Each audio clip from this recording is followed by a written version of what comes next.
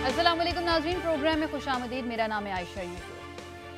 नाज़रीन, आज पीटीआई के चेयरमैन इमरान खान साहब ने मीडिया से गुफ्तगू की है, एक प्रेस ब्रीफिंग की है। उसमें उन्होंने कई अहम मामलात के ऊपर बात की, जिसके अंदर शहबाज गिल साहब की गिरफ्तारी और ममनुआ फंडिंग केस से मुतालिक बात की है। और साथ ही उन्होंने जिक्र इस बात का किया है कि कुछ लोग जो हैं वो पाकिस्तान तहरीके इंसाफ, जो पाकिस्तान की सबसे बड़ी सियासी जमात है, उसे और फ़ौज को आपस में लड़वाना चाहते हैं।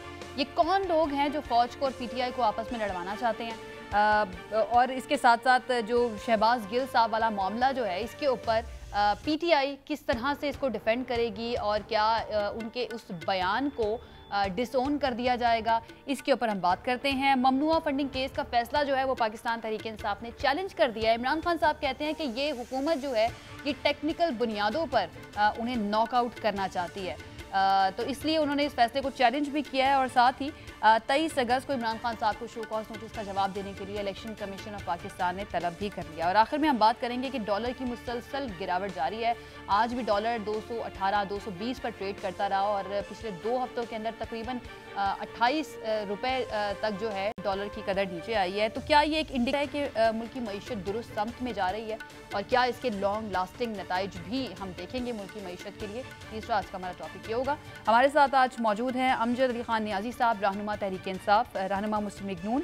सेनेटर राना मकबूल साहब हमारे साथ मौजूद हैं और बतौर तज्जियाकार हमारे साथ आज मौजूद होंगे राजा आमिर अब्बास साहब। बहुत शुक्रिया हमारे मेहमानों का हमें ज्वाइन करने के लिए। सबसे पहले तो नियाजी साहब आपसे मैं आगाज़ करती हूँ। आज जो बात की इमरान खान साहब ने, वो कहते हैं कि पाकिस्तान की सबसे बड़ी सियासी जमात को फ़ौज के साथ लड़ाने की साजिश की जा रही है। एक और साजिश का उन्होंने जिक्र कर दिया है। पहले तो ये बता दें सर, ये क्या मंसूबा है? कौन लोग हैं जो चाहते हैं कि पीटीआई और इदारे आपस में लड़ पड़ें, और इसका फ़ायदा क्या होगा उन्हें? बिस्मिल्लाहिर्रहमानिर्रहीम। आपके इल्म में है कि जितने भी पीडीएम के या हुक्मरान जमात के जितने, आपने देखा होगा कि उनके स्पोक्समैन हैं, उनका सोशल मीडिया है, इवन इलेक्ट्रॉनिक मीडिया पे जो उनको लिफाफा एंकर्स कह लें या जो भी कह लें, तो इनका अगर आप बयानिया नोट करें ना, तो उनमें एक ही चीज की ममासलत नजर आती है कि खुदा न खास्ता देखें, जैसा कि इमरान खान साहब ने आज कहा कि शहबाज गिल साहब के अगर बयान को देख लें तो ऐसे उसको कानून और कायदे के मुताबिक देखना चाहिए था। और दूसरा, इस तरह के बयानात जो है, अगर माजी करीब में और बल्कि हाल ही नजदीक कर लें ना, हाल ही में कुछ लोगों ने जो बयानात दिए हैं मुस्लिम लीग नून के हवाले से, आप कि उनकी लीडरशिप थी, पीपल्स पार्टी की, तो मेरे ख्याल में फिर उनके साथ भी यही सलूक होना चाहिए था। और या पहले उनके खिलाफ ऐसा कदम उठाए जाते तो आज हम भी कहने पे कहते कि ठीक है, यकसान सलूक हुआ है। लेकिन उस बयानियों को अब जोड़ के जी कि हमारी कोशिश है कि हम कोई अल्लाह माफ करे। देखिए, हम तो डे वन से कह रहे हैं कि मजबूत फौज जो है पाकिस्तान के लिए अहम है, जरूरत है दिफा के लिए और हमारे लिए रीजन के अंदर। हमने अगर अपने आप को सरवाइव करना है, और हर जलसे के अंदर ये कह चुके हैं, और इसीलिए खान साहब ने आज कैटेगोरिकली फिर कहा है कि ये जो बयानिया है ना, ये कतन मैं इसको मुस्तरद करता हूँ। पाकिस्तान तहरीक इंसाफ वाहिद जमात है जो इस वक्त यूनिटी की निशानी है। आज पूरे पाकिस्तान में सिर्फ पाकिस्तान तहरीक इंसाफ सरवाइव कर रही है तमाम सूबों के अंदर। बाकी जितनी भी आप देख लें वो रीजनल जमातें हैं, उनका किसी का आप देख लें कि जीटी रोड पे हुक्मरानी है, किसी की सिंध इंटीरियर सिंध के अंदर हुक्मरानी है, किसी की वो कराची के अंदर साहब, अगर आप कह रहे हैं कि ये कोई साजिश की जा रही है पीटीआई के खिलाफ कि इदारों से लड़ा दिया जाए उनको, तो जो आपकी अपनी जमात के रहनुमा है वो मुखालिफिन की इस ख्वाहिश को अमली जामा क्यों पहना रहे हैं? शहबाज गिल साहब ने जो इंटरव्यू दिया सर, उन्होंने जो इंटरव्यू दिया उसके अंदर उनको जिम्मेदारी का मुजाहरा करना चाहिए था। अब वो कह रहे हैं कि इदारे हमारी जान है, लेकिन अगर वो उस इंटरव्यू को सुना जाए तो सर उसके अंदर ये आप इत्तेफाक करेंगे, इस तरह की बातें और इस तरह की चीजें हैं जिससे इज्तनाब किया जा सकता था। मेरी बात सुने ना, आज खान साहब ने क्या कहा इसी बारे में, बड़ी तफसीलन गुफ्तगू हुई है और इसी पैराई में हुई है और इसी के मुतालिक हुई है। तो इससे बड़ा क्या पाकिस्तान तहरीक इंसाफ की लीडरशिप किसके पास है? खान साहब के पास है। और आज भी पूरी दुनिया जो है, चाहे खान साहब नीचे खड़े हो ना कंटेनर से, पूरी दुनिया उनको नीचे देखेगी। अगर वो कंटेनर पे हो, अकेले खड़े हो, तो उनको लोग तो अकेले, यानी चाहे शहबाज कोई गिल साहब किधर ने भी जो खड़ा बात हो। की सर, वो उनकी जाती राय है, आप ये कहना चाह रहे हैं?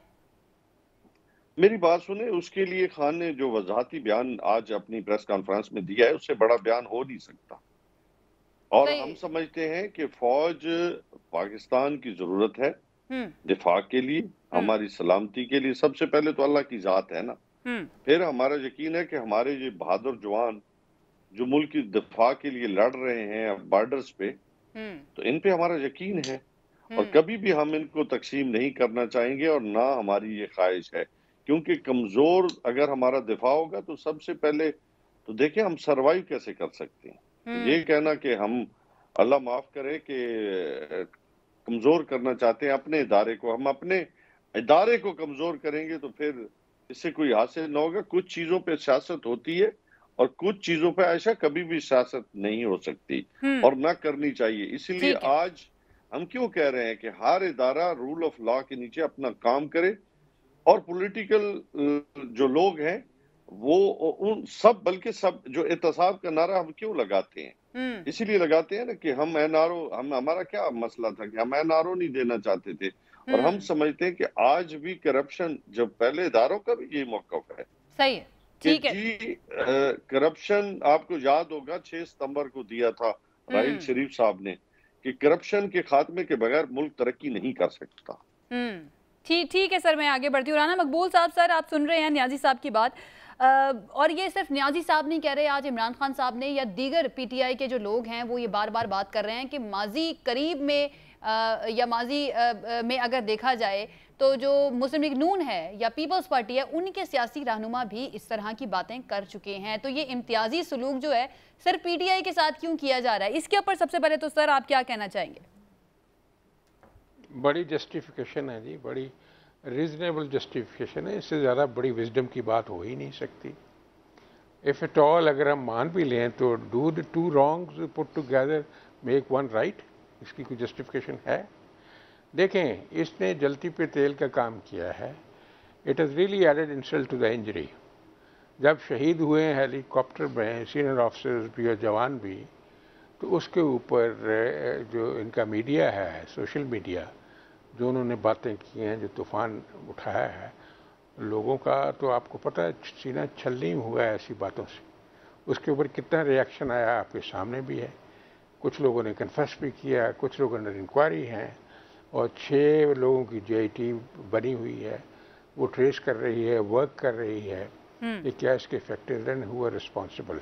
तो ये कोई बात अच्छी है। अभी वो ज़ख्म मुंदमिल नहीं हुआ था, साथ ही ये कर दिया गया। ये कोई बातें करने वाली हैं जो उन्होंने की हैं साहब बहादुर ने।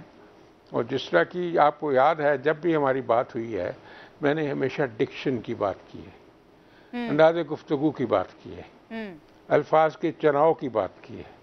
ये देखें, लोग कहते हैं कि तलवार का ज़ख्म शायद भर जाता है, और लेकिन ज़ुबान का ज़ख्म नहीं भरता। इसलिए मेहरबानी करके अभी भी गौर कर लें इसके ऊपर और इसको इम्प्रूव करें। अभी जो वाक़या हुआ है वो छोटा सानिया है कि रोज़ा रसूल सल्लल्लाहु अलैहि वसल्लम के ऊपर लोग पहुँचे, सबको पता है कैसे पहुँचे। न्यायी साहब खुद भी चेक कर लें कि अनील मुशर्रफ जो है उसने कितने उम्र और कितने हज किए हैं, और साहबजादा जहांगीर ने कितने उम्र और कितने हज किए। एक ऑर्गेनाइज तरीके से वहाँ ये अमल किया गया और उसका क्या नतीजा निकला। लोग फंस गए, 10-10 साल सज़ा हुई, और कई जो हैं 40 या 35-40 के करीब जो हैं वो डिपोर्ट हुए। अब उनका कौन वाली वारिस है, उनके ख़ानदानों का, उनके आगे पीछे कौन है, अब तो PTI वाले उनको पूछते ही नहीं हैं। बात यह है कि ये अमल इतना ज़्यादा गलत है और इसके रेमिफिकेशन इतने ज़्यादा इंजूरियस हैं फॉर द सोसाइटी कि आप अपनी ज़बान को काबू में रखें और जो दुश्मनाम तराजी और गाली गलोच है इसको बंद करें, और बंद करने के बाद आप सुलह जोई की गुफ्तगू करें और देखें कि अगर आप किसी कंसेंसस पे पहुंचते हैं सारी पॉलिटिकल पार्टीज, जो इश्यूज हैं उनको बैठ के एड्रेस करें। जंगें जो हैं वो पार्लिस टेबल पे जाके ख़त्म होती हैं। तो क्या ये लोग अपनी नहीं कर सकते और अपने लड़ लड़ के आपस में जो सूरत हाल बना रहे हैं इसके कितने नुकसान आते हैं, और ऐसी चीज़ें भूलते नहीं हैं लोग जैसी की गई हैं। और जो आप कहते हैं कि जो उनको जस्टिफिकेशन मैं ये सिर्फ केस डिस्क्रिमिनेशन किया जा रहा है पीटीआई के लोगों के साथ, जिस तरह का रवैया उनके साथ इख्तियार किया जा रहा है, इल्ज़ाम वही है जो माजी में मुस्लिम लीग नून के रहनुमाओं पर भी लगता रहा या पीपल्स पार्टी के लोगों पर लगता रहा। वो कह रहे हैं कि उनके साथ ये रवैया नहीं हुआ, लेकिन हमारे साथ ये रवैया है।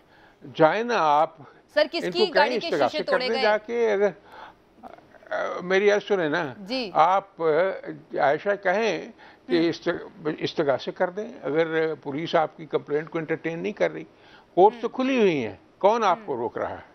लेकिन अब चूंकि जो इफेक्टीज हैं, गवर्नमेंट ने इसका कॉग्निजेंस लिया है और आपको पता है क्यों लिया है, और मैजिस्ट्रेट इसका कंप्लेनेंट है, और जो सेक्शंस ऑफ लॉ लगाए गए हैं, अपने आमिर साहब जानते हैं, मेरे से पहले बड़े काबिल लॉयर हैं, ये राजा साहब ये बताएंगे कि जो लॉज के सेक्शन वहाँ लगाए गए हैं क्या वो दुरुस्त हैं या गलत हैं।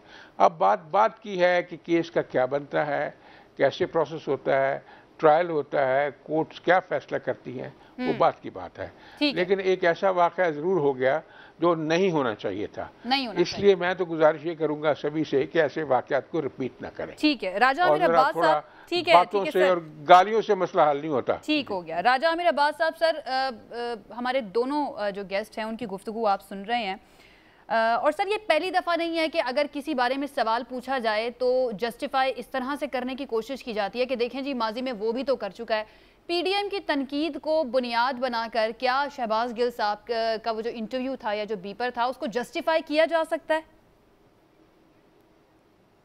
देखिए, एक बात तो मैं इस चीज का कायल हूँ कि बात बड़ी मेक वन राइट। ये कहीं नहीं लिखा कि जनाब वो अगर ये करते थे तो हम भी ये करेंगे। हाँ, अगर वो ये करते थे, आपकी हुकूमत थी, तो आपका फर्ज था कि आप उनके खिलाफ एक्शन लेते। इस वक्त हुकूमत ने एक्शन लिया है, आप भी उनके खिलाफ एक्शन लेते। और अगर एक्शन नहीं लिया, और साथ ही फिर राणा साहब ने दूसरी बात की कि जनाब तलवार का जख्म तो भर जाता है, जुबान का नहीं भरता। लेकिन अगर हम जुबान के जख्म देखते हैं तो जो जुबान वहां पे इस्तेमाल की गई है वो जख्म तो गालिबन बहुत टाइम भी लगेगा तब भी हील नहीं होगा। यहाँ तो एलिगेशन ये है कि जनाब I don't want to repeat all that, but again that is not right.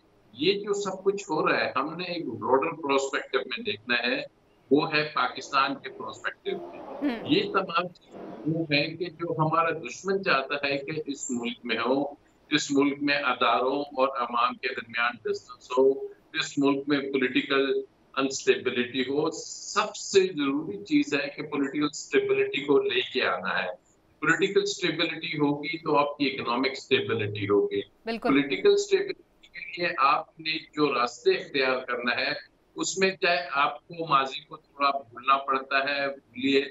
और अगर आपको ये है कि जनाब एक चीज को सिर्फ उसमें इग्नोर नहीं करना कि उसमें कोई ऐसा एनआरओ या कोई ऐसी let the courts take its own course. अदालतों को अपना काम करने दीजिए, केसेस वगैरह अदालतों तक चलने दें, उसको आप छोड़ दें कि जनाब उसको कोई पॉलिटिकल इशू बनाना है। और नंबर 2 ये ज़हन में रखिए कि जनाब अगर इसका जो हल है इसका आयशा वाहिद हल यही है। इसका हल ये नहीं कि जनाब हम बैठ के अब इसमें अदारों को इन्वॉल्व करना शुरू कर दें पॉलिटिक्स में। पॉलिटिक्स जिनका काम है पॉलिटिकल पार्टीज का वो करें। अगर एक पॉलिटिकल पार्टी पे ये इल्जाम लगाती है कि आप कुछ इस किस्म की पॉलिटिक्स कर रहे हैं कि जिससे गालिबन कोई एक अदारे और हमारे दरमियान कॉन्फ्लिक्ट हो, तो ये एक पॉलिटिकल नैरेटिव है। इसका आप पॉलिटिकली जवाब दें, ना कि अदारे को आप समझें कि डायरेक्टली आपने कोई बात करनी है। एंड द बेस्ट फोर्सेस के इस मुल्क में जो अवाम है जो सबसे बड़ी इम्पोर्टेंस रखती है इन पॉलिटिकल पार्टी से भी ज्यादा, इन लीडरों से भी ज्यादा, और अवाम की जो मुश्किलात है उसका हल ये जो मौजूदा सिस्टम है इसमें हमें नजर नहीं आ रहा। Let there be a free and fair election, और इसके बाद एक ऐसी पार्लियामेंट आए कि जिसमें आपके वाकई ही ऐसे पार्लियामेंटेरियंस हैं कि जिनको अवाम ने एक फ्री एंड फेयर इलेक्शन से चुन के मैंडेट, भेजा। नया फ्रेश मैंडेट लेकर आए पार्लियामेंट, और वो आकर डिसीजन करे। ठीक हो गया नियाजी साहब। सर, राजा मीर अब्बास साहब कह रहे हैं कि जिस वक्त आपके सियासी मुखालिफिन ने इस तरह की बातें की थी जिसके ऊपर तनकीद की जा रही है, ये कहा जा रहा है कि उस वक्त उनके साथ कुछ नहीं किया गया, हमारे साथ इम्तियाजी सुलूक हो रहा है, तो सर ये हुकूमत ने एक्शन लिया है, उस वक्त आपकी हुकूमत थी, आप लोगों ने एक्शन क्यों नहीं लिया उस वक्त?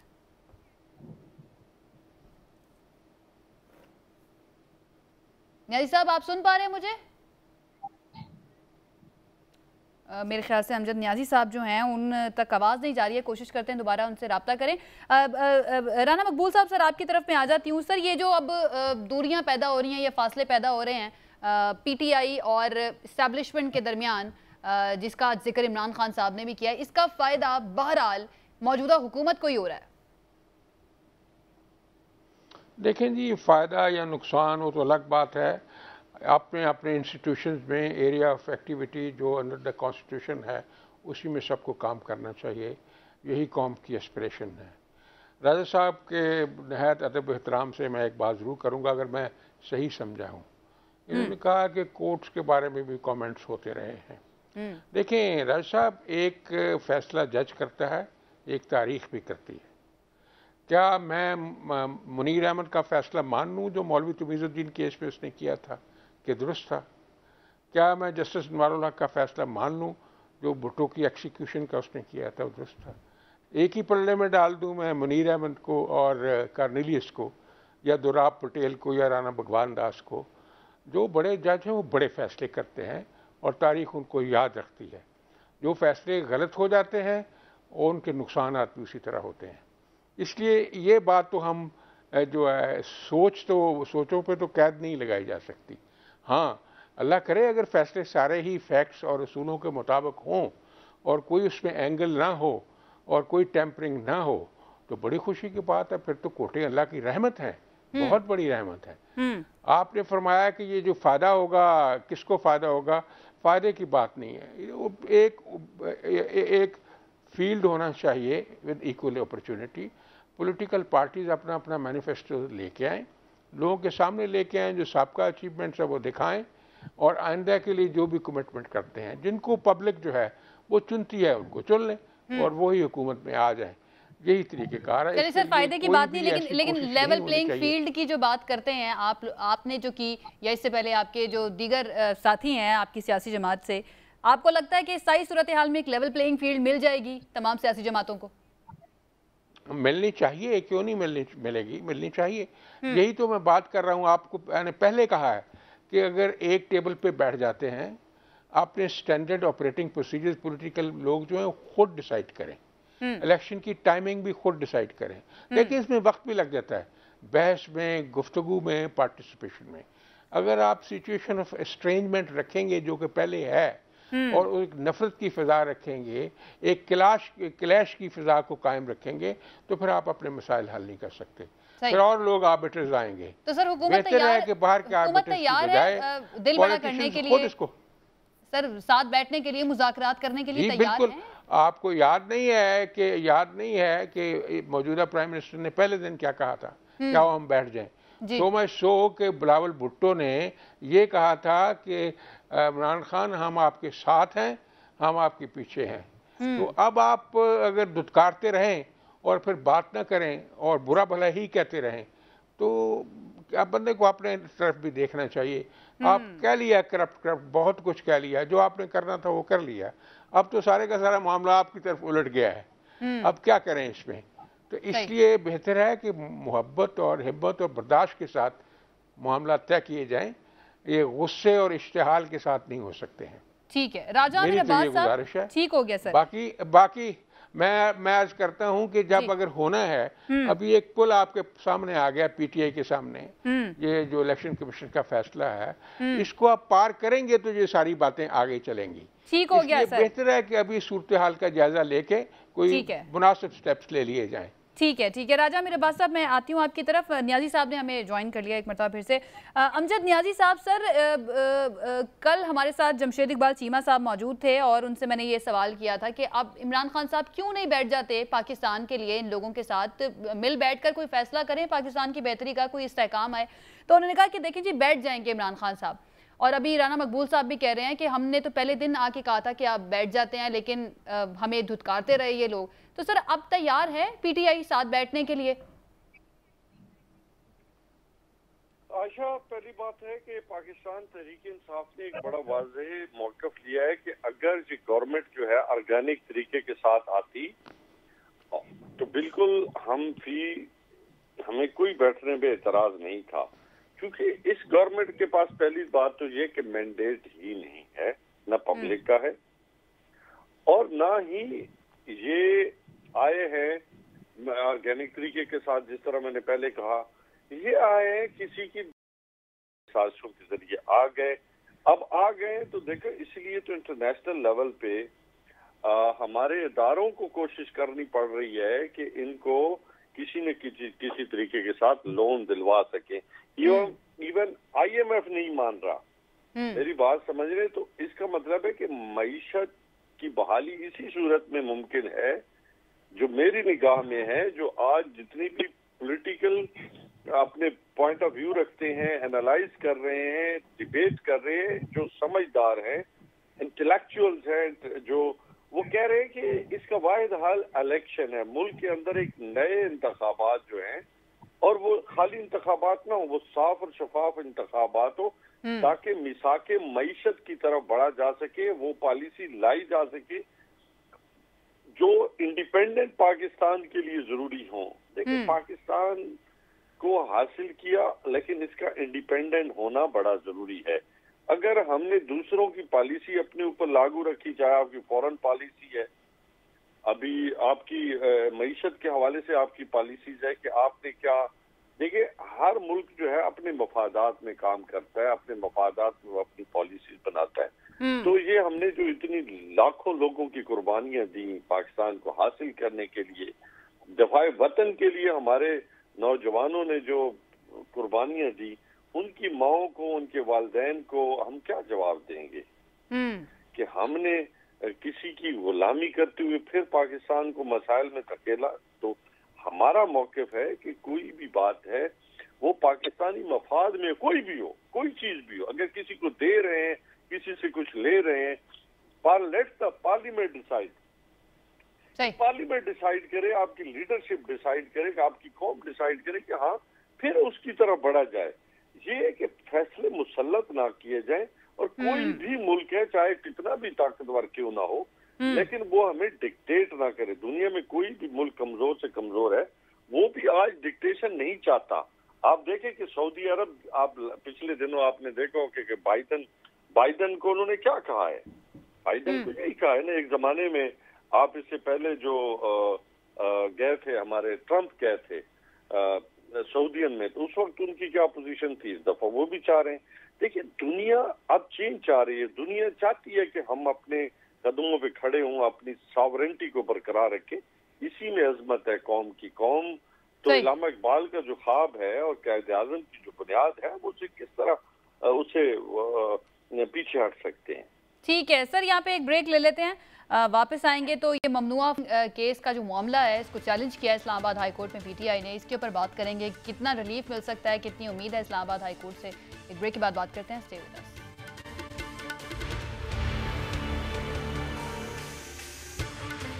जी नाज़रीन, ब्रेक के बाद खुशामदीद। ममनुआ फंडिंग केस से मुतालिक थोड़ी सी बात कर लेते हैं। राजा मेरे अब्बास साहब, सर ये अब फैसला जो है इलेक्शन कमीशन ऑफ पाकिस्तान किसान का, इसको चैलेंज कर दिया इस्लामाबाद हाई कोर्ट में पीटीआई ने, लेकिन मुख्तलिफ माहिरीन जो हैं, माहिरीन कानून, वो कहते हैं कि इसके अंदर इतना कुछ ख़ास मौजूद नहीं है जो पीटीआई के ख़िलाफ़ बड़ा फ़ैसला आ जाए। आप क्या समझते हैं सर, क्या वाकई में ऐसा है, कोई ख़तरा नहीं है पाकिस्तान तहरीक इंसाफ को या इमरान खान साहब को इस केस के फैसले से? 23 अगस्त को तलब भी कर लिया इलेक्शन कमीशन ऑफ पाकिस्तान ने इमरान खान साहब को।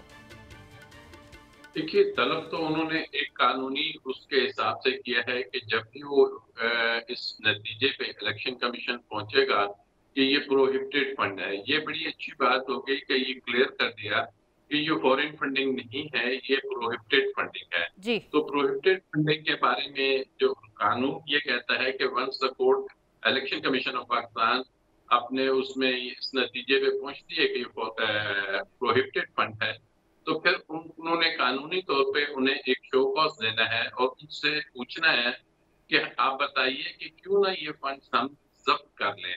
फिर उन्होंने जस्टिफिकेशन देनी है। ये जो तमाम चीजें आ रही हैं कि अपराध के वीडियोस आ रहे हैं, उनके पासपोर्ट्स आ रहे हैं, उनके आईडी कार्ड्स आ रहे हैं, तो ये उस शो कॉज में भी जवाब दिया जा सकता है कि जनाब ये जो अपराध हैं ये फॉरेनर्स नहीं है और ये पाकिस्तानी डुअल नेशनल्स हैं, तो इसको तो दुरुस्त किया जा सकता है।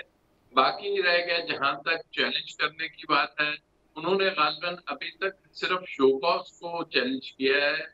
आई एम नॉट श्योर के फैसले को भी चैलेंज किया है। 2 अगस्त के फैसले को भी चैलेंज कर दिया है इलेक्शन कमीशन के। अच्छा, फैसले को भी, तो फैसले को बिल्कुल इनका कॉन्स्टिट्यूशनल राइट है। अगर उन्होंने चैलेंज किया है तो ये या तो ये फैसला रहेगा या ये इसमें खत्म होगा या मॉडिफाई होगा। तो बज़ाहिर इस फैसले के नतीजे में मैं नहीं समझता कि किसी भी तरह से कोई पॉलिटिकल पार्टी को बैन किया जा सकता है। ये जो कॉन्सेप्ट है, क्योंकि इसमें हमारा आइन का जो आर्टिकल है, बिकॉज सबसे सुप्रीम जो लॉ है ऑफ द कंट्री वो है आईने पाकिस्तान। उससे मुतजाद कोई और कानून साजी हो भी नहीं सकती। इवन अगर कोई कानून होगा तो प्रिवेल करेगा आईने पाकिस्तान। आईने पाकिस्तान की क्लॉज है 17, उसकी सब क्लॉज है 2 कि जो सिर्फ एक रास्ता बताती है किसी पॉलिटिकल पार्टी को बैन करने का, और वो तक है कि जब कोई ऐसा मवाद सामने आ जाता है कि कोई पॉलिटिकल पार्टी मुल्क की इंटेग्रिटी और सोवरेनिटी के खिलाफ अगर काम कर रही है, तो सिर्फ वो पोजीशन है कि उसको बैन किया जा सकता है। तो गालिबन इस पूरी प्रोसीडिंग्स में कोई ऐसा एविडेंस कलेक्शन नहीं हुई और इलेक्शन कमीशन ने अपना जो रेफरेंस भेजा है, जो उन्होंने अपनी रिपोर्ट दी है, अभी तो ये रेफरेंस भी नहीं भेजा उन्होंने, उस रिपोर्ट में कहीं उनकी फाइंडिंग्स नहीं आई कि ये कोई फॉरेन फंडिंग थी।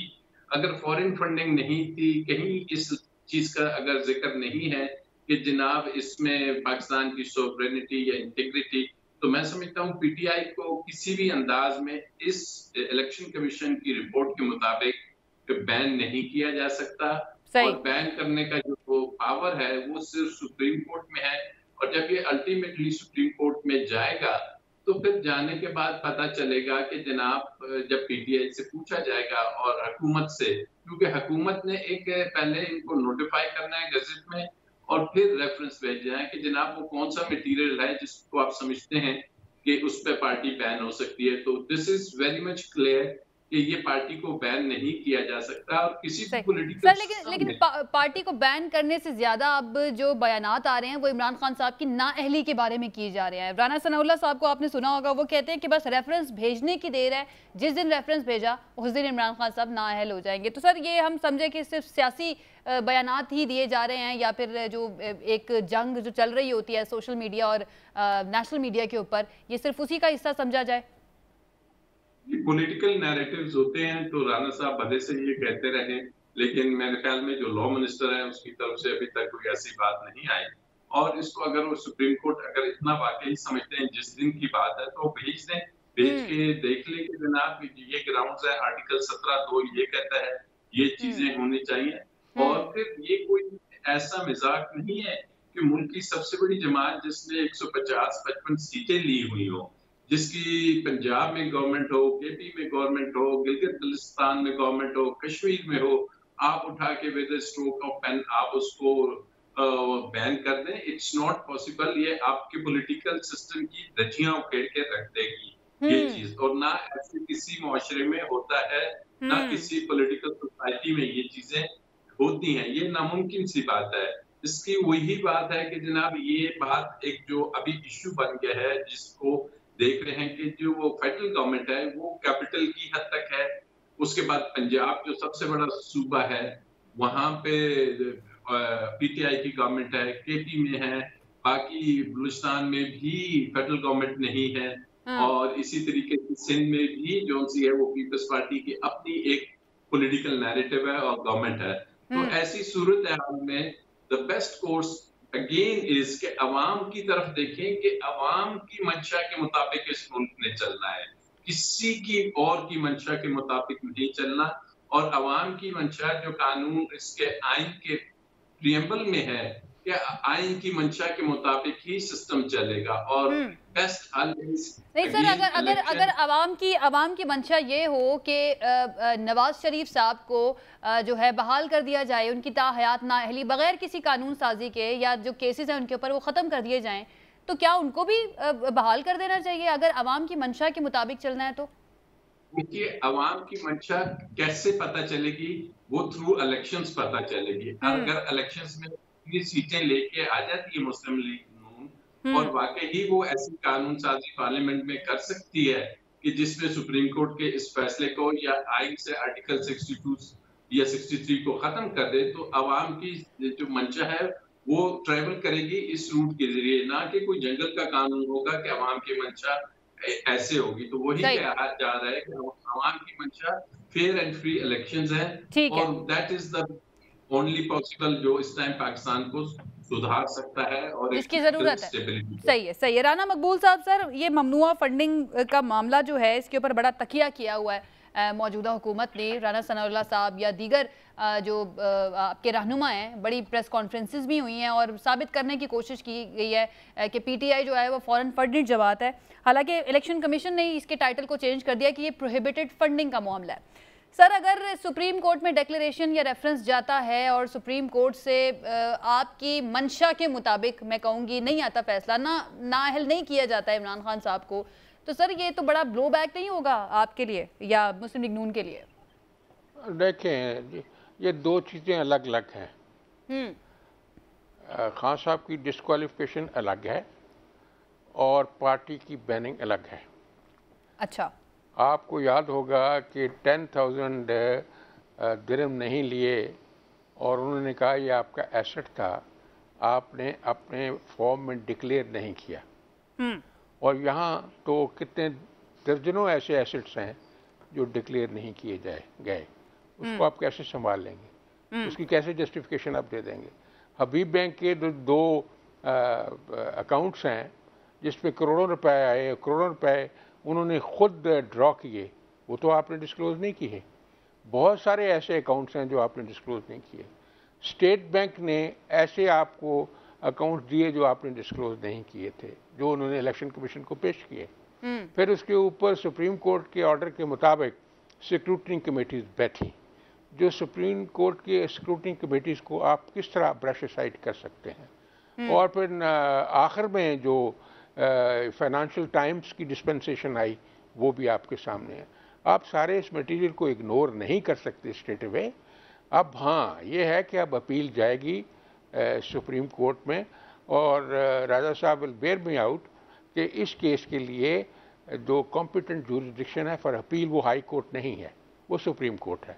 अलबत्ता आप किसी अल्टर वायरिस पे या वायरिस पे, कॉन्स्टिट्यूशनल वायरिस पे जा सकते हैं हाई कोर्ट में, लेकिन appeal will lie with the supreme court against the orders of the election commission. इसलिए ये कोई इशू इतना सिंपल नहीं है कि इसको हम ऐसे ही अपनी डिस्कशन में वाइंड अप कर दें। अपना अपना व्यू पॉइंट होता है। तो आप देखेंगे इसके बाद जो जाएगा उनके पास रिकमेंडेशन, तो वो एक रेफरेंस भिजवाएंगे सुप्रीम कोर्ट पे। सुप्रीम कोर्ट में प्रेस तो यही होगी सबकी कि फुल बेंच हो और सारे के सारे जज साहबान अपनी इनपुट दें, उस पर बहसें भी होगी, आर्गूमेंट्स होंगी। जो फैसला फिर सुप्रीम कोर्ट का आएगा सबको तस्लीम करना पड़ेगा। इसलिए कोई इसमें फिक्र की बात नहीं है, लॉ के मुताबिक और फैक्ट्स के मुताबिक हो जाना चाहिए। अगर नहीं कोई सर, लेकिन अगर जो आपने इससे पहले जवाब दिया था, आप कह रहे हैं कि कोई एंगल नहीं होना चाहिए किसी फैसले के अंदर, अदालती फैसले के अंदर। अगर पीटीआई समझती है कि इस फैसले के अंदर कोई एंगल है, अगर उनके खिलाफ अगर फैसला आ जाता है और वो आके कहते हैं कि इसके अंदर कोई एंगल है, तो सर फिर तो वो एहतजाज करेंगे और वो भी नहीं मानेंगे। नहीं, वो देखे, मेरी बात सुने, एंगल तो जो आदमी इफेक्टिव हो, बाज़ का उसका मौक़िफ़ दुरुस्त होता है एंगल के बारे में, बाज़ का दुरुस्त नहीं होता। This is not a standard rule कि हर दफ़ा उसकी जो सस्पिशन है वो दुरुस्त हो। सर मसला ये है कि इसका फैसला कौन करेगा? इसका फैसला कौन करेगा? किसी के खिलाफ अगर कोई फैसला इसका फैसला कोर्ट करेगी and everybody will have to accept. देखें, एक गलत फैसला हुआ था ना मियां नवाज के खिलाफ, ही स्टेप डाउन। किसको नहीं पता था ये गलत फैसला है? ही स्टेप डाउन और मुल्क का सत्यानाश हो गया, सारा कुछ उलट पुलट हो गया। मतलब चल रहा था, मोटरवे बन रहे थे, सी पैक आ गया था और ये एनर्जी प्लांट लग चुके थे, तो उन्होंने आके ऐसा बीच में ठुड्डा मारा कि सारे निजाम को तलछट कर दिया। ऐसे भी होता, लेकिन फिर भी माना और नो डाउट उन्होंने रिएक्ट भी किया सारा कुछ, लेकिन माना तो है ना फैसला। तो इसलिए फैसला तो मानना पड़ता है सुप्रीम कोर्ट का। अल्लाह करे सही फैसला हो, मौलवी तमीजुद्दीन जैसे केस का फैसला ना हो जैसा मुनीर अहमद ने किया था। इसलिए मैं समझता हूँ दुआ करें, अल्लाह करे सही फैसला हो। जी सर, हम तो यही दुआ कर रहे हैं सही फैसला हो, पाकिस्तान के लिए बेहतर हो। नियाजी साहब, सर ममनुआ फंडिंग केस खतरनाक साबित हो सकता है पीटीआई के लिए। वैसे तो अगर राजा अमीर अब्बास साहब की सुनी जाए, जो उन्होंने कॉमेंट किया इस सारे मामले पर, वो कह रहे हैं अदालत में जाएगा तो ये इतना बड़ा मामला है नहीं जितना बड़ा इसको बनाया जा रहा है आपके मुखालिफिन की जानिब से। लेकिन सर हम ये भी जानते हैं कि जब मुखालिफ समत की हवा हो तो चंद कौमें भी काफ़ी होते हैं अगर वो गलत जगह पर लगे हों। तो आप लोगों को डर खौफ है? इमरान खान साहब ने भी इसका जिक्र किया है कि टेक्निकल बुनियादों पर नॉकआउट करने की कोशिश की जा रही है। मुझे आयशा, पहली बात तो ये है कि आज 40,000 पाकिस्तानी ओवरसीज जो आपको फंडिंग करते हैं, उनको आज आप क्या मैसेज देना चाह रहे हैं कि आप अल्लाह माफ करे कि आप पाकिस्तानी नहीं है, या आप उनको कोई और, मैं वर्ड नहीं यूज करना चाह रहा, तो उनको ये मैसेज दिया रहा है। और फिर देखें, गल्फ हो गया उसके अंदर और दूसरे एक और मुल्क के अंदर बाकायदा तकारीब हुई है, उसमें फंडिंग दी गई है और फंडिंग एक थ्रू लीगल प्रोसेस के, और हमने हर चीज पहले भी इलेक्शन कमीशन के सामने रखी थी। अच्छा, हमें समझ ये नहीं आ रही कि सारे प्रोसेस को मेलाफाइडी पेश करने की जो है उन्हें जरूरत क्यों पेश आई, और जिस तरह वो इसको पेश कर रहे हैं ना, इससे हासिल कुछ नहीं होगा, क्योंकि कोर्ट्स में यही सब चीजें जाएंगी, क्योंकि ऑलरेडी इनके ऊपर, अच्छा इनका जो बायस, तो हम जैसे पहले दिन से कह रहे हैं कि जो हमारे इलेक्शन कमिश्नर हैं वो बायस्ड हो चुके हैं, और वो उनका जो कॉन्डक्ट है वो किसी भी सूरत में काबिल कबूल नहीं है। क्योंकि आप माजी करीब में भी चले जाएं कि इलेक्शन के हवाले से उनका कॉन्डक्ट हो, या अभी उनके जो मुतनाज़ा फैसले हैं उनके ऊपर भी पूरी कौम ने देख दिया, और ये जो फैसले हैं इसको कौम नहीं मान रही। आप अगर पब्लिक में चले जाएं और पब्लिक समझ रही है कि ये चीजें क्यों कर रहे हैं, और दीवार से लगा रहे हैं इमरान खान को, पीटीआई को। और पता है, दीवार से लगाना कभी भी मुनासिब नहीं होता। उसकी वजह, इससे हमेशा लॉ एंड ऑर्डर की पोजीशन अच्छी नहीं होती। पहले ही आप खुद कह रहे हैं ना कि मईशत की हालात को अच्छे नहीं है, डॉलर बड़ी मुश्किल से पता नहीं आर्टिफिशियल तरीके के साथ काबू में आया, नीचे आ रहा है। स्टॉक मार्केट की भी यही पोजीशन है। आपकी जो इंटरनेशनल रेटिंग थी जो मईशत के हवाले से, वो आपकी डाउन करके पॉजिटिव से नेगेटिव कर दी गई, ये आपकी पोजीशन है। सर, इसका इल्जाम भी आपके ऊपर ही देते हैं ना, वो आपको ही कहते हैं कि आप लोगों ने सियासी अदम इस्तेहकाम, पॉलिटिकल पोलराइजेशन मुल्क के अंदर फैलाई हुई है। हम लेके आए थे अपने खिलाफ तहरीक अदम एतमाद, ये लेके आए थे गवर्नमेंट के खिलाफ, और उससे इन्होंने हासिल क्या कि वसूल क्या किया? वसूल इन्होंने जो इज्जत की है ना, कि आप पब्लिक से पूछ ले, जो इन्होंने इज्जत वहां पे कमाई है, लोग इनके बारे में क्या कह रहे हैं कि इन्होंने अपना, राना मकबूल साहब मेरे लिए मोहतरम है, लेकिन इन्होंने देखो रोज़ा रसूल हम सब के लिए, देखो आका की हुर्मत पे, शान पे हमारा जान और माल कुर्बान हो, उस दरबार में भी अगर इनको इज्जत नहीं मिली, को हमने नहीं कहा, हमारी को पॉलिसी नहीं है, लेकिन उनके, लेकिन सर हम इस बारे में नहीं करते हैं बात, उस वाक़े को दोहराना ही मुनासिब नहीं है। कमेंट्स किया तो हमारी पॉलिसी नहीं है, ना हम करना चाहते हैं। हम सियासत, मैंने पहले कहा कि हर एक चीज हर जगह और हर एक चीज पे सियासत नहीं होती। अच्छा, अब बात ये है कि अब उनसे कुछ नहीं हो, वो फैसले जो आप करना चाह रहे हैं, ठोंसना चाह रहे हैं, या कौम की रूहों पे अपने ये जो है ना वो कील ठोकना चाह रहे हैं ना, उससे तकलीफ बढ़ती जा रही है। और आज आपकी पाकिस्तान की जो अक्सरियत है, आपने देखा होगा कि ज़िमनी इलेक्शन में जिस जोश के साथ गर्मी थी, बारिश थी, कीचड़ था और हजारों की तादाद में लोग उमंड के आ रहे थे, सब चीज करने के बाद दबाव था, गवर्नमेंट थी, इलेक्शन कमिश्नर था, 13 पार्टियां थी, पुराने गाहक, पटवारी, नंबरदार, सब करने के बावजूद भी बुरी तरह हार गया ना। तो आप पब्लिक पल्स देखें, आज लोगों की आंखों में बढ़ता हुआ गुस्सा देखें। सर लेकिन लग रहा है कि गुस्सा थोड़ा थोड़ा नीचे आना शुरू हो जाएगा, क्योंकि डॉलर का आपने जो जिक्र किया है सर, डॉलर नीचे आ रहा है और ये इंडिकेटर नहीं है कि शायद बेहतरी की तरफ चीजें जा रही हैं। और अगर चलें, जितना भी वक्त बाकी रह गया है इस हुकूमत का मुद्दत पूरी करने में, इस दौरान मईशत को स्टेबलाइज कर लेती है ये हुकूमत, तो पीटीआई के लिए तो ये धचका होगा ना, आपके बयानिए में तो ये धचका लगेगा। हुकूमत अपना जो इम्पोर्टेड गवर्नमेंट थी, ये अपने पहले कितने हफ्ते तो ये अपनी काबीना नहीं बना सके, हर मईशत के हवाले से फैसले नहीं कर सके। फिर मतलब आज देखें कि बढ़ती हुई दहशतगर्दी हमारे लिए मसला नहीं। खुद इम्पोर्टेड गवर्नमेंट आज उसके वजीर जो हैं, जो बेलों पे हैं, नेशनल असेंबली के अंदर क्या कह रहे हैं। आज बहुत सारे मामलात हैं जो उलझ रहे हैं। चाहिए तो ये था कि कौम जो करना चाह रही है, जो मैसेज देना चाह रही है, अगर आप अपने कान बंद कर लेंगे, कबूतर की तरह आंखें बंद कर लेंगे, उससे कुछ हासिल नहीं होगा। हासिल वसूल तब होगा कि लोगों के दिलों की धड़कन और दिमाग की आवाज सुन लें। सही है, ठीक हो गया। जिस दिन इस कौम को मैंने कहा कि उस तरफ मत लेके जाएं।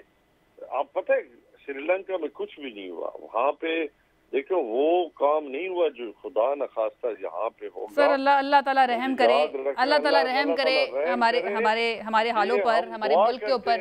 हम दुआ करते हैं कि ऐसा ना हो। ठीक है सर, थोड़ा टाइम रह गया, मैं राना मकबूल साहब की तरफ चली जाती हूँ। राना मकबूल साहब, शुरू में हमने ये भी सुना कि नवाज शरीफ साहब जो हैं वो भी इलेक्शन की तरफ जाना चाहते थे, मरियम नवाज साहिबा ने भी कुछ इस तरह की बातें की। सर अचानक से ऐसी क्या तब्दीली आई है कि अब आप लोग कह रहे हैं कि ये मुद्दत हम पूरी करेंगे और हमने वक्त से पहले इलेक्शन नहीं करवाने हैं?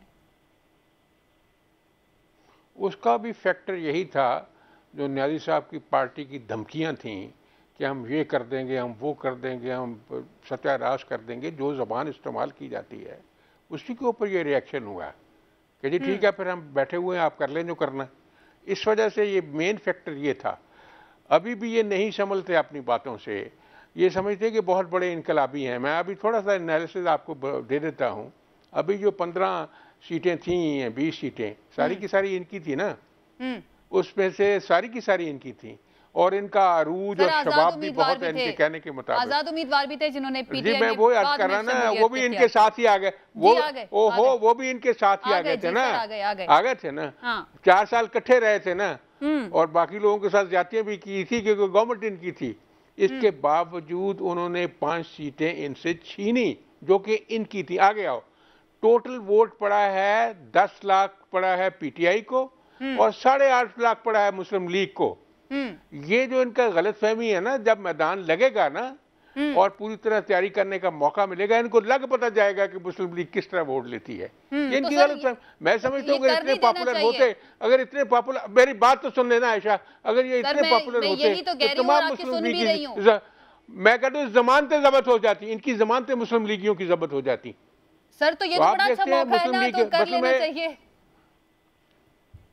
मैं एक मिसाल देता हूँ आपको, सिर्फ खुशाब नई साहब के साथ ही जिले के, वहां एक भा था, आसिफ भा, वो मुस्लिम लीग का था, 41,000 वोट लिए।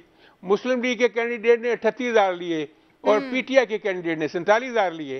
ये चूंकि कॉम्बिनेशन और परमिटेशन नहीं बना सके थे मुस्लिम लीग के लोग, जो कि बनानी चाहिए थी, इसलिए वोट बैंक उनका कोई ऐसा नहीं हुआ। मैं समझता हूँ कि बुजमानते 5-5 हज़ार वोट क्यों नहीं मिला, जमानतें क्यों नहीं जब्त हुई मुस्लिम लीगियों की। इसलिए ये स्टैम्पीड जो है ये रौला ज्यादा है। जब ग्राउंड पे रियलिटी आएगी तो फिर पता लग जाएगा कि इलेक्शन का रिजल्ट क्या होता है। इसलिए इसमें बहुत ज्यादा ओवर एस्टिमेट ना करें, जरा थोड़ा हम्बल तरीके से ही चलें। वो भी तो अख्तर इस फील्ड में मौजूद हैं, उन्होंने भी लोगों की खिदमत की है, उन्होंने भी एटम बम दिया है इस मुल्क को, उन्होंने भी रोड इंफ्रास्ट्रक्चर दिया है, उन्होंने भी एनर्जी प्लांट्स दिए हैं, वो भी सी पैक लेके आए हैं। ऐसी कोई बात नहीं कि उनकी कंट्रीब्यूशन नहीं, उनकी कंट्रीब्यूशन बहुत ज्यादा हिस्टोरिकली सबसे ज्यादा है। माशी मुश्किलात क्यों है इतनी ज्यादा, महंगाई जो 40% के करीब पहुंच माशी मुश्किलात इसलिए हुई हैं, पहले खैर बहुत सारे फैक्टर हैं, लेकिन इमीडिएट फैक्टर है इनका बिट्रे करना एग्रीमेंट विद द IMF, उसका नुकसान हुआ बहुत। अब वो समझता जा रहा है। आप देख रही है डॉलर भी नीचे आ रहा है और मार्केट भी स्टेबलाइज हो जाती है, साख भी बढ़ती जा रही है। IMF भी 25 को दे देगा, बाकी मुल्क दुनिया के लोग भी कोऑपरेट कर रहे हैं। Things will change. आपने सही ऑब्जर्वेशन दिया है कि थिंग्स विल चेंज, और इसलिए सारी पार्टीज को इस तरह अंडर एस्टिमेट तो नहीं किया जा सकता है, बिल्कुल नहीं करना चाहिए। और सारी सियासी जमातें खास तौर पर हुकूमत में जो भी हो उसको ये भी सोचना चाहिए कि हमें सिर्फ रिलाय दूसरे मुल्कों के ऊपर या IMF पर नहीं करना चाहिए, खुद भी हमें सेल्फ सफिशिएंट अब हो जाना चाहिए। 70 साल से ज़्यादा हो चुके हैं हमारे इस मुल्क को बने हुए। वक्त हमारे पास ख़त्म हो गया है जी। इंशाल्लाह कल एक मरतबा फिर से हाजिर होंगे। हमारे मेहमानों का बहुत शुक्रिया, अपना ख्याल रखिए, अल्लाह हाफ़िज़।